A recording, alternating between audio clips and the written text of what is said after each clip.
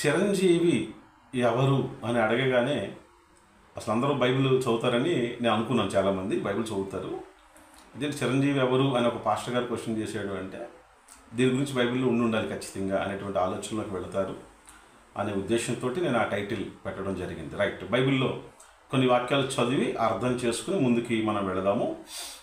సమూయేలు గారు రాసినటువంటి సమూయేలు మొదటి గ్రంథము 10వ అధ్యాయం 24వ వాక్యం చదవక. చూడండి, జనులందరూ చూడండి బొబ్బలు పెట్టుచు రాజు రాజు చిరంజీవి అగుగాక అని కేకలు వేసిరి. ఇంతకీ ఎవరు చిరంజీవి అవ్వాలని కేకలేసారు జనులు? అక్కడ సౌలు గారి గురించి రాయబడిందండి. మీరు పైనుంచి చదువుకుంటే ఆయన సౌలు అని మనకు అర్థమవుతుంది. ఈ సౌలుని రాజుని చేసేటువంటి ఆ ప్రాసెస్లో ప్రజలందరూ ఏమంటున్నారంటే రాజు ఏమవ్వాలంటే చిరంజీవి అవ్వాలి. రాజు ఏమవ్వాలి? చిరంజీవి అవునుగాక అనేటువంటి పదాన్ని పలికారు. రైట్, అయితే టోటల్ బైబిల్లో చిరంజీవి అన్న పదం 11 చోట్ల రాయబడి ఉంది. చిరంజీవి అనేటువంటి పదము బైబిల్ గ్రంథంలో 11 చోట్ల రాయబడి ఉంది. అయితే ఈ చిరంజీవి అవ్వాలని, రాజుగారు చిరంజీవి అవ్వాలని ఇక్కడ కోరుకున్నట్లుగా మనకి కనబడుతుంది. Very good.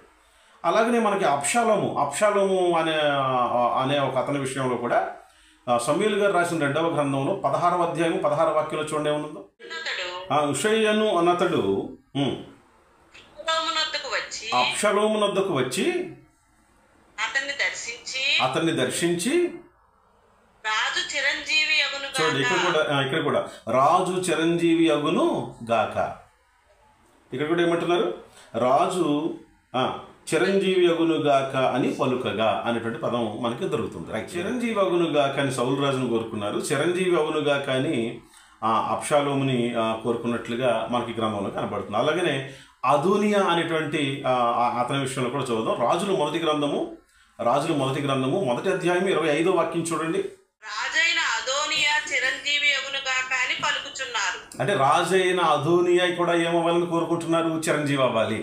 అయితే ఈ రాజు చిరంజీవి అవునుగాక అని పలకటం మనకి కనబడతా ఉంది. అలాగే సొలొమోను గారి విషయంలో కూడా ఇటువంటి పద ప్రయోగాన్ని చేశారు. అది కూడా మీరు ఒకసారి చదవండి. 39వ వాక్యం అక్కడే రాజుల మొదటి గ్రంథంలోని 39వ వాక్యం చూడక. కూడిన జనులందరూ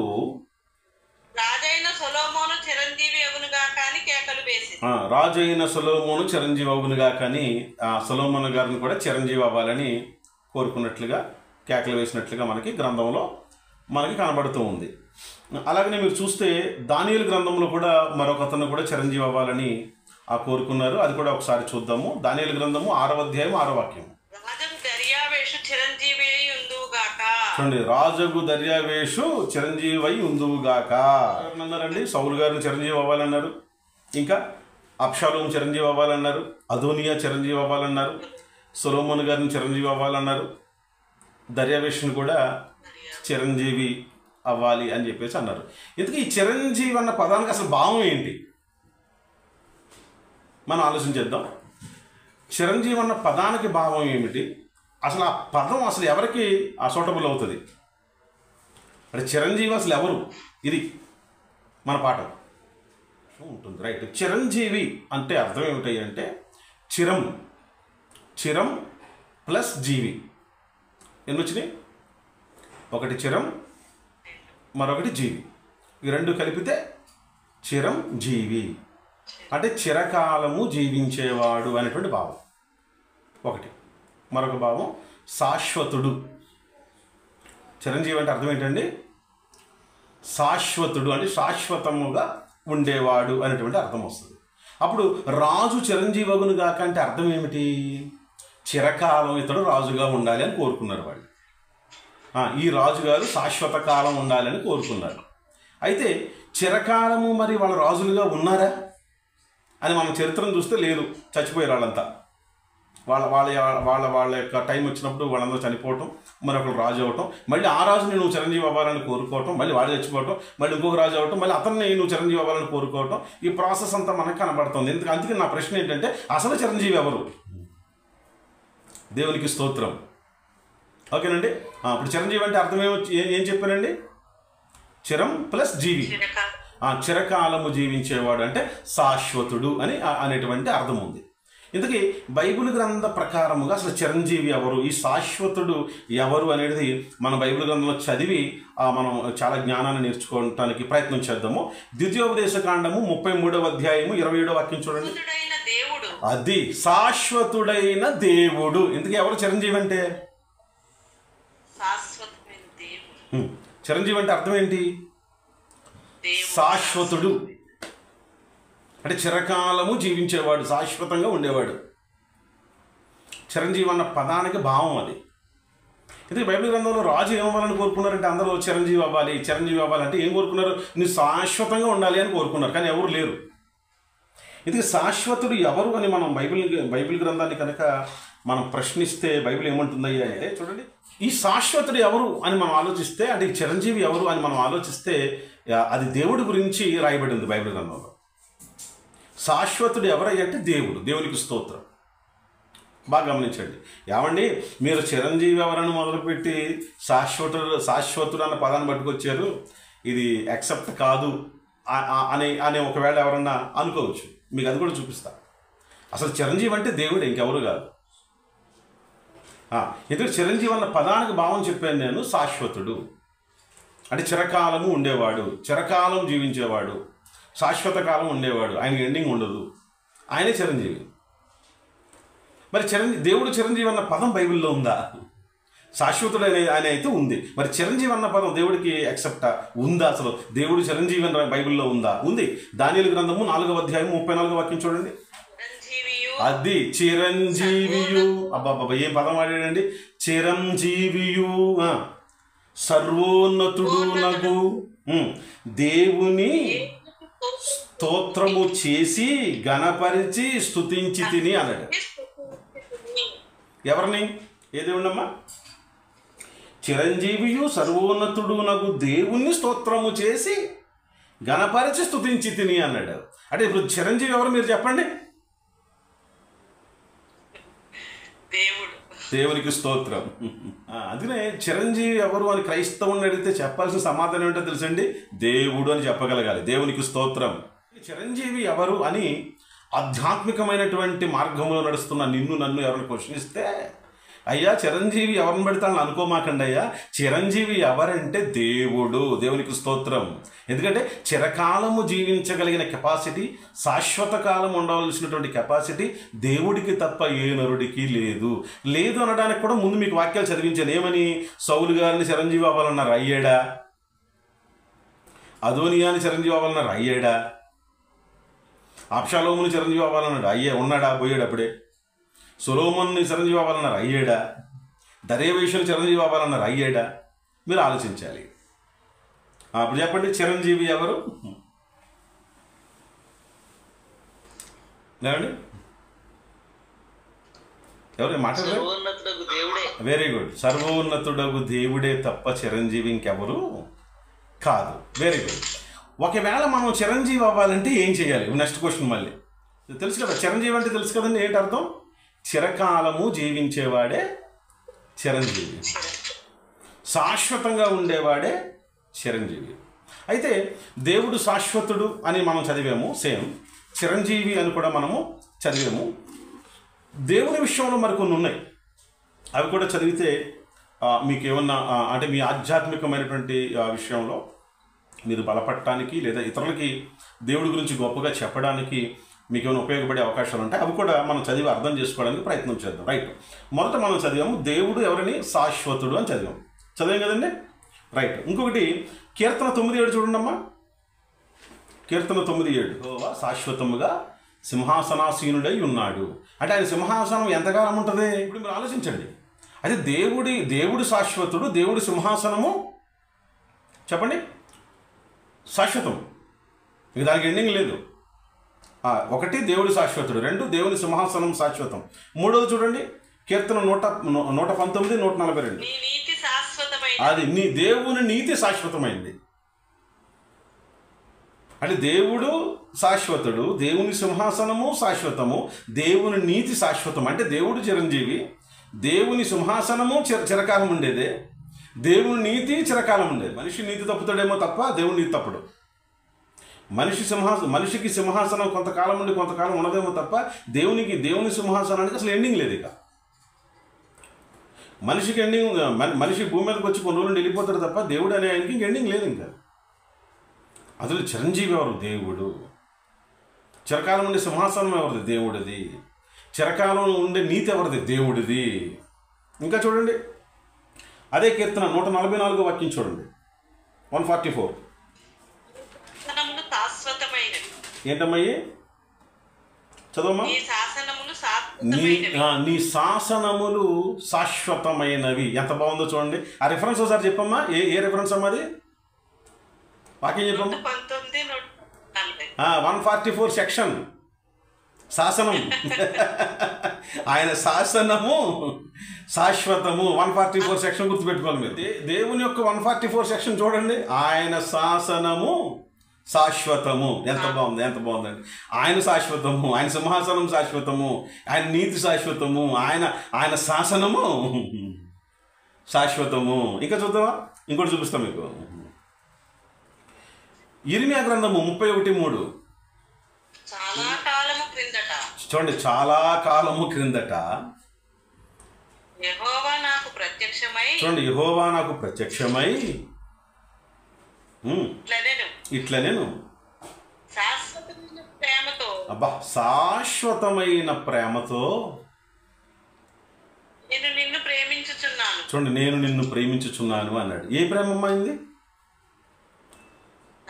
శాశ్వతమైన ప్రేమ. చూడండి ఎన్ని శాశ్వతాలు ఉన్నాయి. ఇప్పుడు చెప్పండి, కరెక్ట్గా చిరంజీవి అని ఎవరికి చెప్పాలి? మీరు చెప్పాలా? ఇప్పుడు చిరంజీవి అన్న పేరు పెట్టుకున్న వాళ్ళకి ఇన్ని శాశ్వతాలు ఉంటాయా? మరి ఇప్పుడు ఎవరైనా చిరంజీవి అని పేరు పెట్టుకున్నారు అంటే శాశ్వతుణ్ణి, నేను శాశ్వతుణ్ణి అని పేరు పెట్టుకున్నారు. వెరీ గుడ్, పెట్టుకుంటే పెట్టుకున్నావు. మరి నువ్వు శాశ్వతంగా ఉంటావా? లేదా నీ సింహాసనం శాశ్వతంగా ఉంటుందా? లేదా నీ నీతి శాశ్వతమైందా? లేదా నీ శాసనం శాశ్వతమైందా? నీ ప్రేమ శాశ్వతమైందా? అందులో అసలు చిరంజీవి అన్న పేరు దేవుడు తప్ప ఇంకెవరు పెట్టుకోకూడదు అనిపించింది నాకు ఈ సబ్జెక్ట్ తయారు చేసిన తర్వాత. ఎవరు చిరంజీవి? దేవునికి స్తోత్రం. కనుక ప్రియమైన దేవుని వాళ్ళరా, చిరంజీవి ఎవరంటే దేవుడు.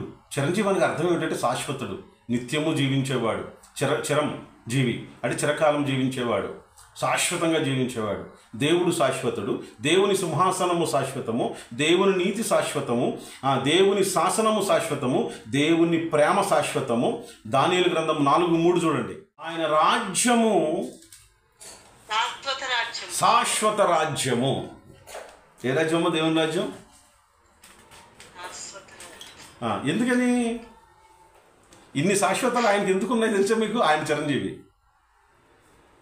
ఆయన ఎవరమ్మా? ఆయన చిరంజీవి. అందుకే ఆయన శాశ్వతాలు ఉన్నాయి ఆయనకి. ఆయన చిరంజీవి కాబట్టే ఆయన శాశ్వతంగా ఉన్నాడు. ఆయన సింహాసనం శాశ్వతమైంది, ఆయన నీతి శాశ్వతమైనది, ఆయన శాసనము శాశ్వతమైనది, ఏమండి ఆయన ప్రేమ శాశ్వతమైనది, ఏమండి ఆయన రాజ్యము శాశ్వతమైనది. Very good. అయితే దేవుడు చిరంజీవి. చిరంజీవి ఎవరు అనేటువంటి మన ప్రశ్నకి బైబిల్ ఇస్తున్న సమాధానం ఏంటన్నా? దేవుడు చిరంజీవి. అయితే మరి మనం చిరంజీవి అయ్యే అవకాశాలు ఏమైనా ఉన్నాయా? అంటే మనం చిరకాలం జీవించే అవకాశాలు ఏమైనా ఉన్నాయా? ఒకసారి మనం ఆలోచన చేద్దాం. అదొక్కటి మనం చూసి ముగించుకోవడానికి ప్రయత్నం చేద్దాం. రైట్, దేవుడు చిరంజీవి. మరి ఆ దేవుని యొద్దకు వచ్చినటువంటి మనం చిరంజీవులు అయ్యే అవకాశం ఆ దేవుడు మనకి ఏమైనా ఇస్తున్నాడా అనేది మనం ఆలోచన చేద్దాము. రైట్, యోహాను సువార్త 3వ అధ్యాయము 36వ వాక్యం చూడండి. కుమారుని యందు విశ్వాసం ఉంచువాడే నిత్య జీవము గలవాడు అన్నాడు. చూసారా? అంటే నిత్య జీవము గలవాడు అంటే నిత్యము జీవించేవాడు, చిరకాలం జీవించేవాడు అంటే నిత్య జీవము కలిగిన వాడు.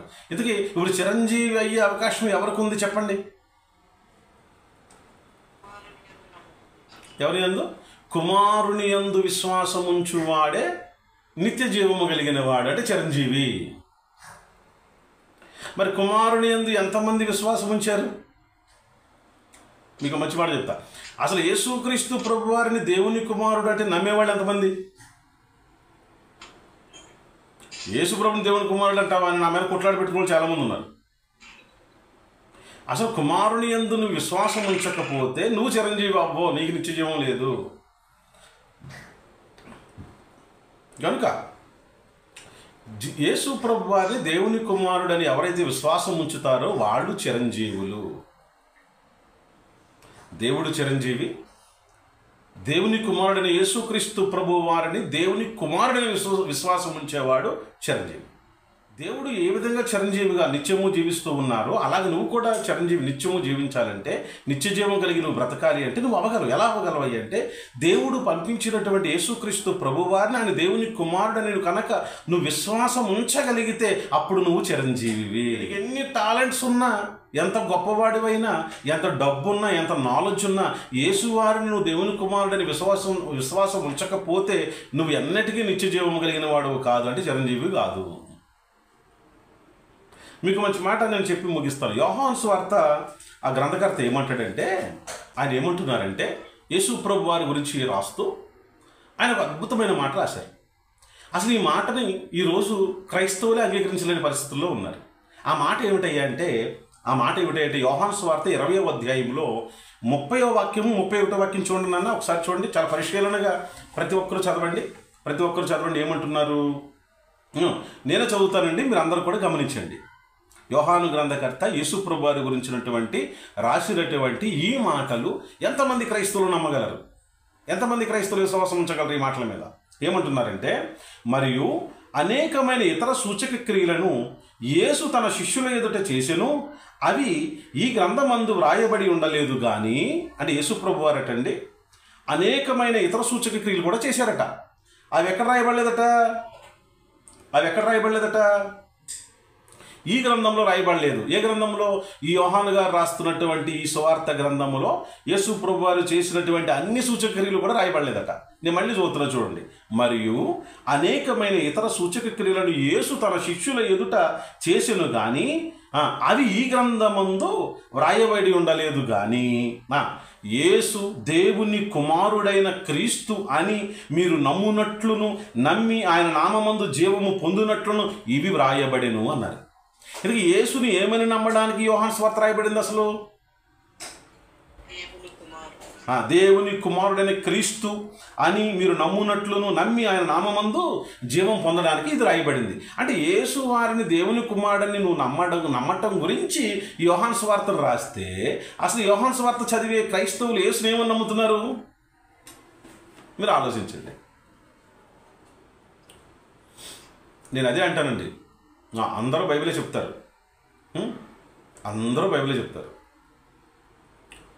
బైబిల్ చెప్పటం వేరు, బైబిల్ని పరిశీలనగా చెప్పటం వేరు.